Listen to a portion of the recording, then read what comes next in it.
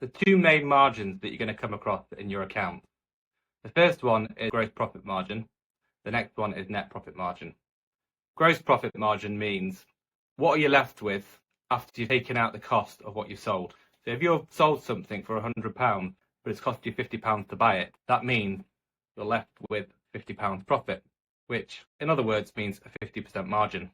Margin is different to markup because with that same scenario, you'll be having 100% markup.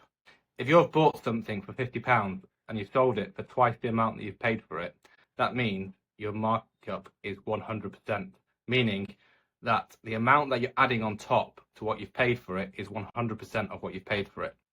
So 100% markup returns you a 50% margin. Keep that distinction clear in your head when you're quoting, because if you don't, it can cost you heavily. Now, within calculating your margins, it's not always as straightforward as I bought this item for £50 and I'm selling it for £100.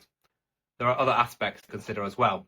Think of things like what it's cost you to get that. So maybe if you've manufactured it, or if you've got other costs in getting it to you or getting it to your customer, or staff costs involved within supplying this product or service, those can all contribute to part of your cost of sales and reduce your margin. The reason why this margin is important is because it's that margin that you're left with, which then gives you enough funds to cover your overheads, things like your rent, staff costs for staff that are not directly involved in supplying your goods or service, software costs, accountants, any legal fees you may come across, and of course, the profit that you need to make it worthwhile doing what you do. Then that brings you down to your net margin.